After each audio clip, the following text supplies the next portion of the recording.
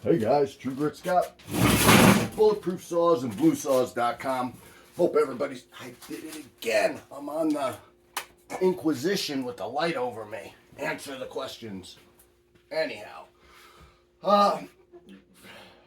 been a day, 2 days, couple days, getting back to the 460 that I got to finish up, and I wanted to video it. So, wanting to video it keeps pushing me back because it's never a good time, or I'm exhausted at the end of the day and just done with saws. So I'm finally getting back to it. What I'm going to do tonight is I'm going to pop in the crank, do the case bolts. I don't know if I'm going to go further than that. I want to do the seals, but I almost feel like if I make a couple short videos, maybe it'd be better than a longer video, but I'll see how it goes with popping the case together, because literally that should only take, we should have, even with my yapping, it should take 5 minutes. So we'll see how that goes. What do we got? We got 5 M5 by, I don't know, 25s for the case bolts. I think, I have to think about it for a minute, but you torque those at about 102 inch-pounds. I think it's like 11 and a half Newton meters. Oh, I took this out to measure this. You see, this is where I get to yapping, guys. Yeah, I think these are by 25. Let's zero you out. Let's zero you out again. I guess I didn't have to do it the first time. 20. So these are 20s. I'm trying to think. I think it's the cylinder bolts on 440s or 460s, and I think I've seen them 25 and 30. I think it's 25 and 30, and I don't know if it's like the 046s had a little bit longer cylinder bolts, and it's one of them, and it's just coming into my memory.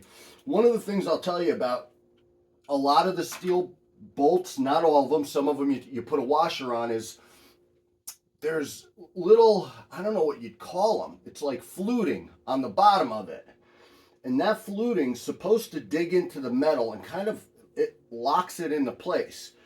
There's only a few bolts on a build that needs Loctite, and I think they usually call for 2 different Loctites, and it's, don't quote me on this, it's not the cylinder bolts, it's not the case bolts, it might be the bolts for the dogs, maybe the brake cover, those M4s might get a Loctite on them. There's not a lot of bolts that need Loctite, and for the last year or so, we used to Loctite cylinder bolts, and I think Jess still does, and we got a running competition who's going to have a bolt fail first.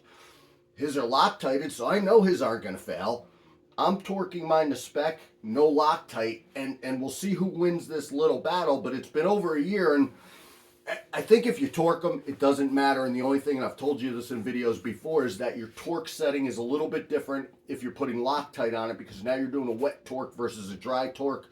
Look it up. I'm sure somebody has a great video, and there's probably even a formula for the difference in torque when it's wet versus dry.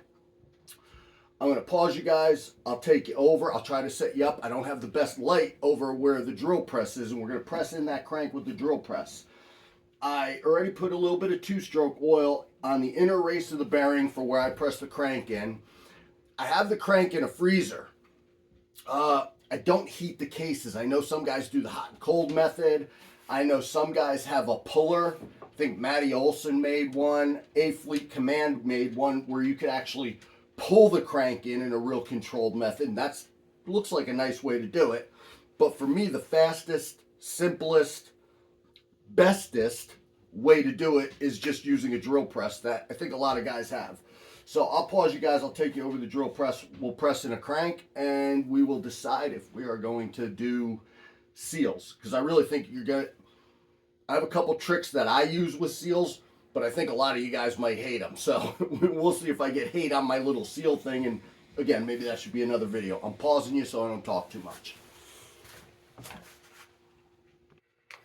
Okay guys, I'm gonna walk in front of the camera. Oh well. Pulled the crank out of the freezer. Couple things on this.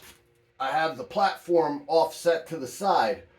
Reason being, don't drop it, is that you gotta miss the cap and the cap protector in the case, so it has to hang off the side a little bit.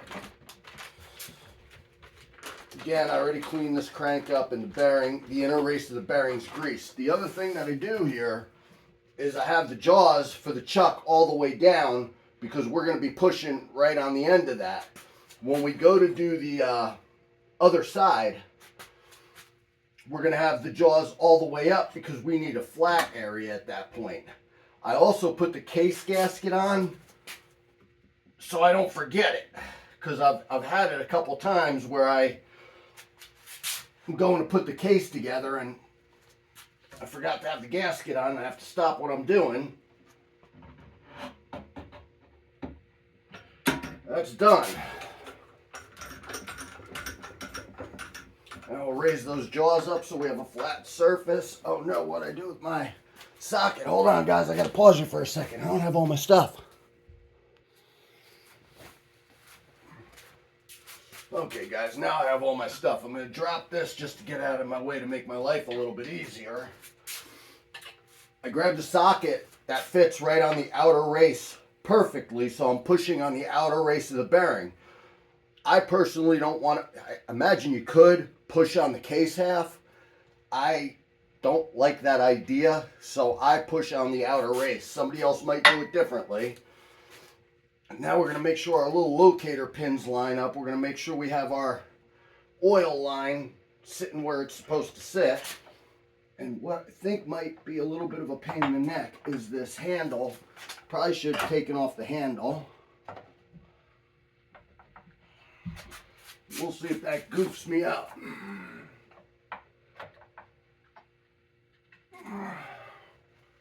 Which it very well could. Here, you go over here somewhere. Yeah, I didn't think about that, but the handle has me a little bit goofed up. Not too bad. Let's make sure our pins line up. I can't see what I'm doing. Not enough light over here is one problem that I have. I think my locator pins are lined up. I might have to raise this back up. Probably didn't.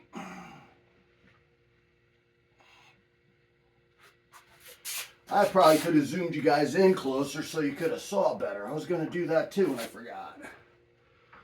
Yeah, that handle's a pain in the neck. Now, there's a bunch of different ways you could do this. Usually I do this with a saw that's totally broken down and I don't have the brake handle on. Yikes! Don't drop it. Well, I'm making this look harder than it actually is because I left that on there. I really did it to myself with that stupid brake handle. It won't be that bad though. Alright, I think we're okay now. If I get her positioned right.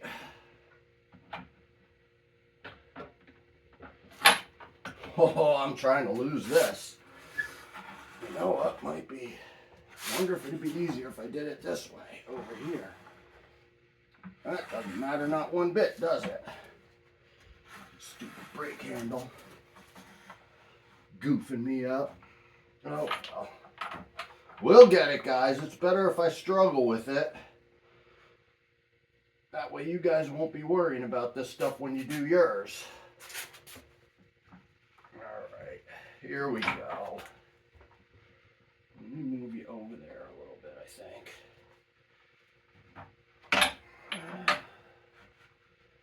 Am I in a good enough spot now? Am I lined up?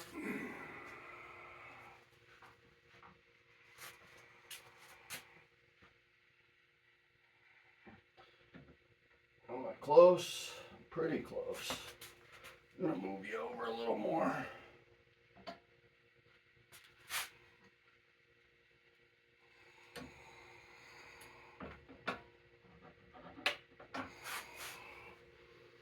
We're on our locator pins.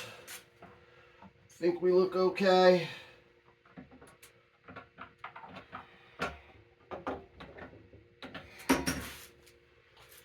And there we are. We're just about together. I kind of take it slow just to make sure I'm not messing up.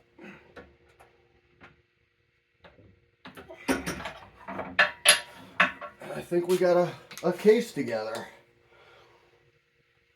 Well, the front needs a little tap, but we're there. I'm going to pause you guys and bring you back over there and we can check it out. I'm trying not to walk in front of the camera. Okay, guys, we're back over here. I think that went pretty smooth. Now, what a lot of guys will do when they push together case halves is they'll use the case bolts to suck the cases in tight, and I could see that could be a little bit tighter. I didn't push it quite hard enough because the front end was not pressing evenly for whatever reason. There was a little more, there was like an 1/8 of an inch gap there where it seemed like it was tight on the back. So all I did was I set it down on a flat surface and tapped it with a rubber mallet twice and it popped right in.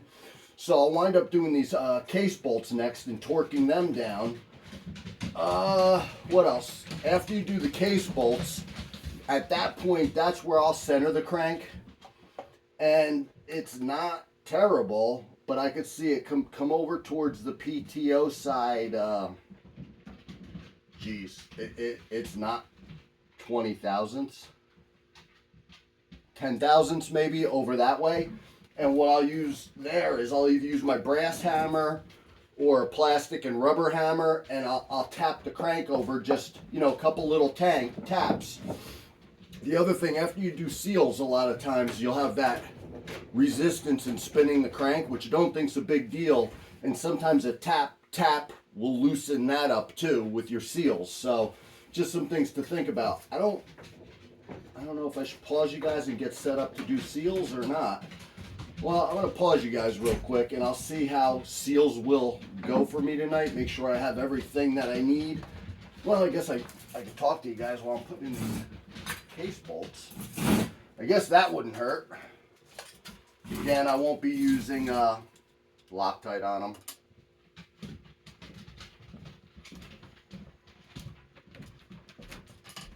Yikes. Well, I thought you were spinning a little too easy there. And generally, I'll get these started with a hand driver, and then I'll use a tool,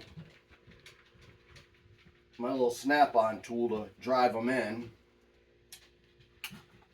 You got two, one right above where the dog gets screwed in, another one to the right of the bar studs, and then there's 3 inside the case around where your oiler would be.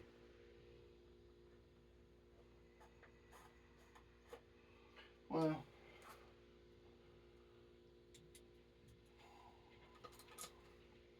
I don't think this part's that interesting, guys. Maybe seeing me hit him with the torque wrench is interesting, and I don't think that's very interesting either. But I think my little trick for the seals might be somewhat interesting.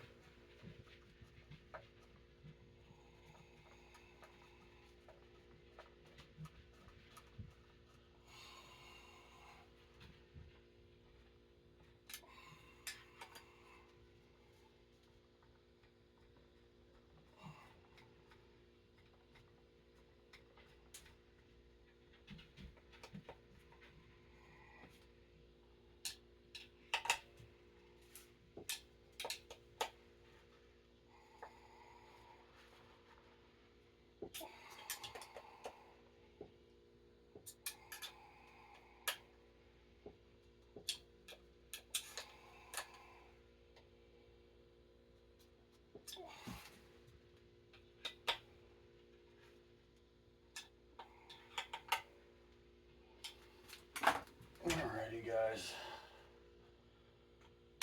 We're buttoned up. I will give her a tap with, where's Mr. Brass Hammer at? Might be over behind you guys. No, where was I using you last? Every day. Oh, there you are. You are over there.